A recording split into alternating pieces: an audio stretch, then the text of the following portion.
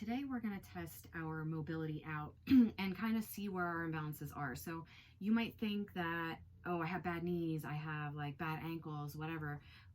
But since everything in your body is connected, you could actually have a problem that you're ignoring, like your shoulders or your hips or something that you might not necessarily feel pain.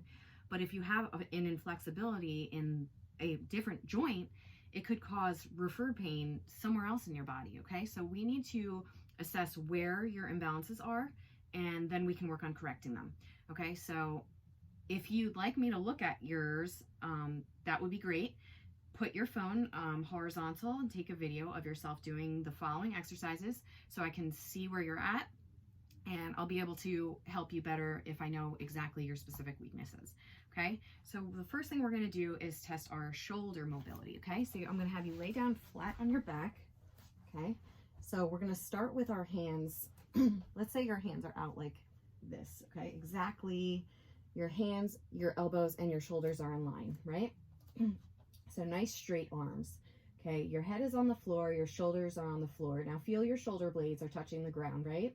Okay, now you're gonna bend up your arms like this. So they're straight up, right? Your arms are straight. You have a nice 90-degree. Elbows are still straight out in line with your shoulders, okay? So now think about your shoulder blades touching the ground and your elbows touching the ground. So those are the two touch points that I want you to really focus on. What we're gonna do is bend our hands towards the floor both ways. First, up towards our head. Second, down towards our feet. Okay, as soon as your shoulder blades or your elbows start lifting from the mat, that's where you stop. So that's your end range. Okay, so I'm just going to tilt back like this, just slow and controlled. Okay, and I could get about this far before my shoulder blades want to lift up and put me like this. Okay, so easily I could just go like this and say like, oh, totally flexible, no problem here. Okay. But if you're actually, everything's in line, elbows are down, shoulder blades are down, okay, and slowly push back until something wants to lift off and stop there, okay? Now you're gonna do it the opposite way. So we're gonna come forward, feel your shoulder blades, feel your elbows. Okay, and I could get about here. So the goal for this joint is to be about 70%. Normal people can't go both ways all the way. It's probably actually a little dangerous, but you want about 70%. So me going backwards, I was definitely only like 50. And then going forward, I probably was about 70. So I know that this way is not a problem for me, but that way is a little bit of a problem. I do have some room for improvement there. So I definitely want to work that. So let me see your video of that. And I'm going to make a second video that is going to show our hips, and then we'll continue to go from there. So there's only 4 of them, so don't worry that it's going to take like a crazy long time. This is just an assessment. It should take like 2 minutes after you watch the video to actually execute the whole thing, okay? So stay with me and I'll be right back. All right, next up we have the hips. So for the hips, you're going to make the front leg into a 90-degree and back leg into 90-degree.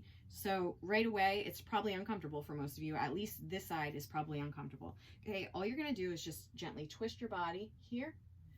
You feel it here, okay? Now twist this way.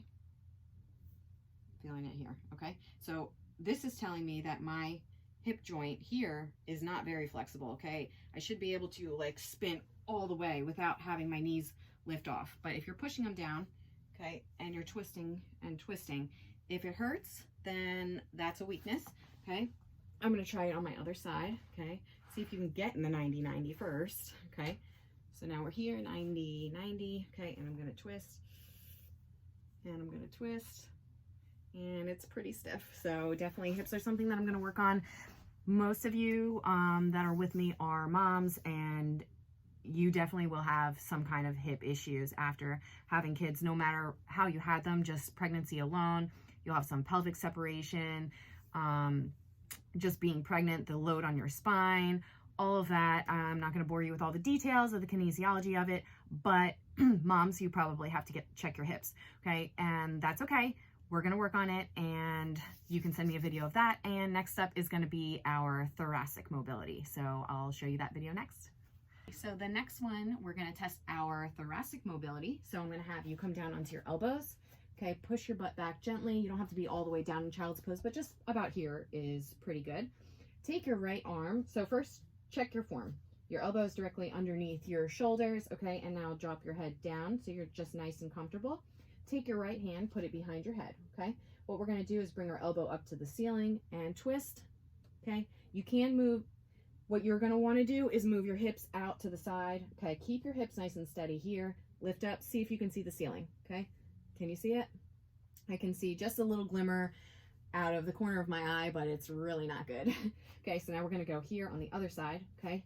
And test here without moving your hips. See if you can see the ceiling. And I got nothing on that side. So my thoracic mobility is very weak, okay? So we're obviously going to have to do a lot of that because I personally need to work on that. That's like those twisting, if you have muscle tension, poor posture, okay, anything that you have tightness up in here, okay, that's going to limit your thoracic mobility. So we're going to work on that as well. If you'd like to send me a video so I can see where you're at there, that would be cool. And we have one more. We're going to check our ankle mobility next. That's going to be the last one. It's actually probably going to be very shocking for most of you, but we're going to do it and let's see where we go. Okay, we've made it to the ankle segment. So what we're going to do is kneel on one side, okay? We're going to take our right foot. So you want to go about 5 inches away from the floor. So I'm here, 1, 2, 3, 4, 5, about here. Okay, so the back leg is just kind of chilling back here. I want to see if I keep my heel on the floor. Let's see if my knee can touch this wall. It should be able to, okay? I'm going to push really hard. And I am not even close, okay? So my knee wants to lift up and I can reach, but that's not what we're doing, okay? So maybe I'll come up even a little bit more and see if I can get there. Nope, can't do it. Let's check the other side. Okay, so we're here about 5 inches, okay? And I'm gonna push, keeping my heel down. Actually, this one's not bad.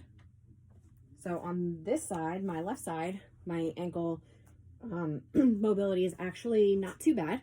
On my right side, it's pretty horrible, which is not surprising because I've had a lot of ankle injuries on this side. This is the one that I have broken a few times. I've sprained it a few times. I've broken my foot a couple of times. It's always on this side. Okay, so I know that I have a imbalance on this side. So we're gonna work that a little bit as well.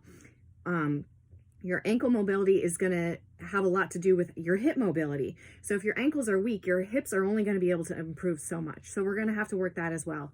Okay, so those are the 4 assessment tools that we're going to use. We're going to do the MoFLO program and we'll assess like maybe once a month. First of the month is probably a good time for us to just reevaluate and see where we're at, see what progress we've made, and then we'll be able to reevaluate for the following month.